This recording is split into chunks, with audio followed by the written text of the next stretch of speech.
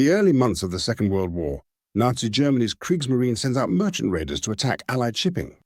The British Royal Navy responds with hunting groups whose mission is to stop these attacks. In time, the German battleship Admiral Graf Spee was discovered in the Atlantic, just off South America, by a trio of British cruisers. With its speed and destructive firepower, Graf Spee is a formidable menace. Nevertheless, the British go straight into attack, closing swiftly to minimize the Graf Spee's substantial advantage in turret range. The British used their superior numbers to split her fire by attacking from different directions. But Graf Spee, under Captain Hans Langsdorff, inflicts much damage on her foes. One of them, HMS Exeter, is particularly hard hit and is forced to retire to the Falklands for repair. For her own part, the Graf Spee sustains some damage and takes refuge in the neutral port of Montevideo, Uruguay, for repairs. According to international law, the ship may remain in a neutral harbour only long enough to repair for seaworthiness, not to refit for battle. Any overstay will lead to the ship and its crew being interned for the duration of the war. The British initially demand the Uruguayan authorities send Graf Spee out to sea within 24 hours. But once they recognize that reinforcements can arrive for an impending second battle, they change strategy and lobby for an extension for the Germans. In reality, the most powerful British ships are still extremely distant, but local media spreads false reports that more Royal Navy warships have arrived, including battleships and aircraft carriers. In fact, only 3 cruisers, Exeter having been replaced by HMS Cumberland, lie in wait. Taken in by the ruse, Langsdorff takes his ship out with a skeleton crew aboard. As the onlookers watch from shore, she heads down the River Plate for the open sea and then bursts into flames from a series of explosions. It is obvious that Langsdorff has ordered that his ship be scuttled.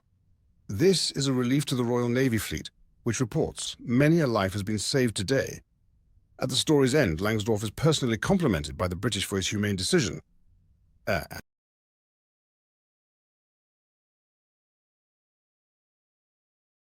It's the 2nd of December 1939, on a British cargo liner off the west coast of South Africa. Have you heard about the German? Yeah. They sunk another ship south of us last week. What? We're being shelled! We're under attack! Tell the captain! What the hell was that? At the bridge, Captain William Stubbs is already on full alert. His binoculars reveal a terrifying sight. Stalking them is a 16,000-ton German monster, a heavy cruiser-sized ship armed with battleship-sized 11-inch guns. A pocket battleship. Full power! Aye, aye, sir. Send the distress signal! The small ship turns to flee, transmitting all the information they can in the last minutes they have left.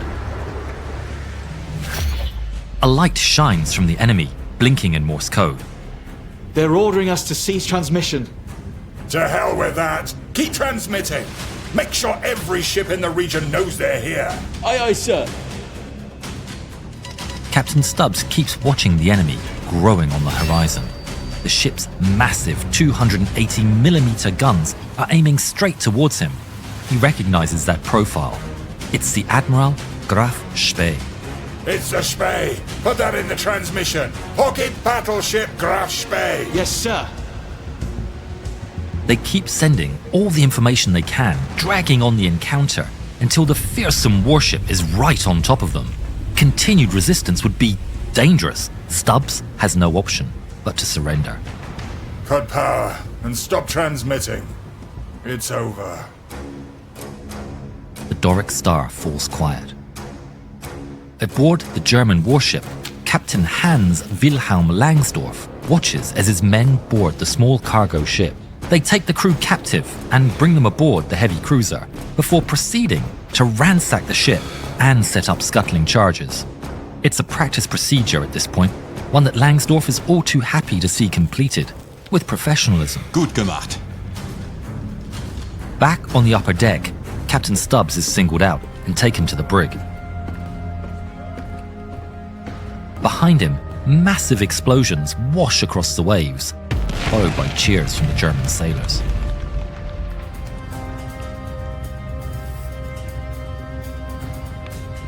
But while the cargo hauler sinks into the abyss, thousands of miles away, a Royal Navy squadron hears its dying transmissions. Sir, Graf Spee got another one. Commodore Henry Hardwood thinks over the new information. Bring the officers. Under his command are heavy cruiser Exeter and light cruisers Ajax and Achilles. They're patrolling off the coast of South America, as far away from the scene of battle as they could be. The Graf Spee has been their target for months, but with this transmission, Harwood gets the feeling they can finally bring its rampage to an end. There's a change of plan. The Graf Spee claimed another victim at approximately 13 hours yesterday. I suspect South American traffic will be their next target. We need to be ready. I agree, sir. But where? I get the feeling they'll be moving to Die Mündung des Rio de la Plata. the River Plate, Dort ist sehr viel Verkehr. the choke point for all cargo ships headed for the Argentine and Uruguayan capitals. Dort gibt es einige Ziele. The 16,000-ton Graf Spee turns for its new destination, unaware that they're falling directly into Harwood's grasp. On the morning of the 15th of December, 13 days after the loss of the Doric Star, on board the heavy cruiser Exeter, Captain Frederick Secker-Ball supervises the early morning activity. The squadron has been patrolling the estuary for days. Lookouts are on full alert, waiting for Harwood's prediction to come reality. It's been a tough wait. Initial sightings suggest they're coming, but they haven't heard anything new for days. Until Confirmed smoke at 3:20. Lookouts at the stern report the enemy. Sir, Harwood reports smoke at 3:20. Orders to investigate. Fly affirmative. Men to action stations. Load SAPs. Yes, sir. Exeter breaks west, approaching the mysterious ship. Slowly, the masts come into view. Then, the superstructure. And finally, the mighty guns. It's clear. The Germans are here. It's them. Tell Harwood we have a pocket battleship. Message confirmed. A pocket battleship at 3:20. The Exeter reports the enemy in sight. After months of chase and so many lost merchant ships, the showdown is finally here. Men to action stations, heading 30 degrees and full power. Tell Exeter to charge the ship from the south. We surround them from the east as practiced. Order from Ajax to Exeter. Charge the ship from the south. The rest of the force will execute the other flank. Permission to fire. But that fires shells over twice as heavy as their own. The Exeter is completely outclassed. But Bell trusts their strategic and numerical advantage. Flank speed. Keep the current heading. Yes, sir. Herr Kapitän, der Rauch am Horizont. It's a surprise, but he accepts the challenge. Nun gut, lasst sie uns treffen. The two ships keep approaching, the Graf Spee's path unchanged. Bell watches through the binoculars as two giant turrets traverse towards them. And then, Feuererlaubnis. the first shots of the Battle of River Plate wash across the waves. The shells striking the sea. Exeter Gunnery Officer Lieutenant Commander Richard Jennings remembers, The captain hailed me, not with the usual rigmarole of enemy in sight, bearing, etc., but with, there's the fucking sheer. There's the fucking sheer. Open fire at her. the Exeter unleashes her guns with powerful blasts. The shells fly across the sky, and they too fall short. Upon Exeter, things are getting frantic as the German warship finds its aim. Shells splash closer and closer, littering the deck with deadly shrapnel. But the Exeter too adjusts their range. They fire their 8-inch batteries, striking the Graf Spee on the hull, but failing to pierce its armour. Deep within the German warship, Captain Stubbs of the Doric Star sits locked in a cell, alone and in silence. The shell strikes reverberating on the hull fill his ears. In return, the German salvo strikes just barely short.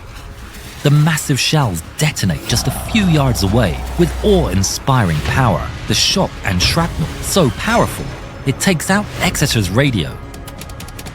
Sir, we lost contact with Harwood. It's too late to turn back now. Press on. Their shells impact the Graf Spee's deck, wrecking anti-aircraft guns, but they're doing nothing to slow the enemy Goliath. Bal watches the enemy with his binoculars. He sees the massive guns fire, launching their shells into the air. They linger for what seems like eternal seconds. Bal doesn't have time to react. Not that it would have done anything, but he can feel it. That is a hit.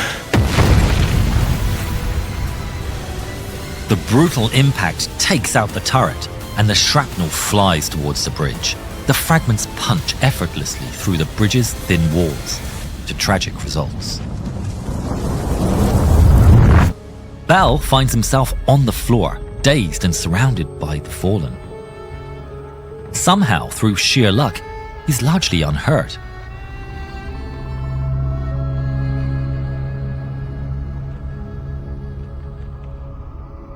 There's no time to mourn. With determination burning in his eyes, Bal returns to his post, but finds his communications destroyed. At that moment, medical personnel rush in, but there's no time. He hurries past them, abandoning the bridge and making his way towards the aft conning station. Do you have comms here?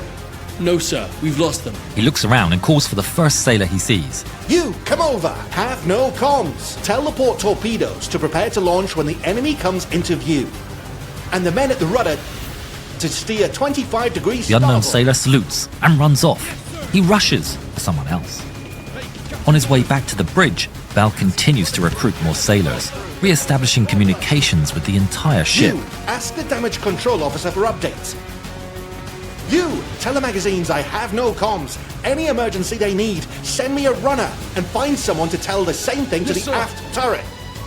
In a matter of minutes, a team of messengers forms. From this point on, they become Captain Bal's only way to control the ship. But somehow, it works. The ship begins turning starboard, and the torpedoes are ready to fire. And they launch off into the sea. The 4 remaining guns fire with deafening fury above the waves, while the torpedoes silently approach their target. Despite the messenger's best efforts, though, they could never be quick enough for precise aim, and the torpedoes completely miss. But Bal refuses to stand down. Keep firing! The remaining 2 turrets continue to fire, spreading death and destruction across the Graf Spee's exposed elements, but doing little internally. Shell after shell strikes the German warship's heavy armor with little effect, ricocheting away or stopping dead in its tracks. Finally, they strike luck. At last, a round pierces the armor and punches straight through the lower decks and detonates deep within, destroying the fuel purification plant. There are no fires or floods, but in a single blow, the ship has been doomed.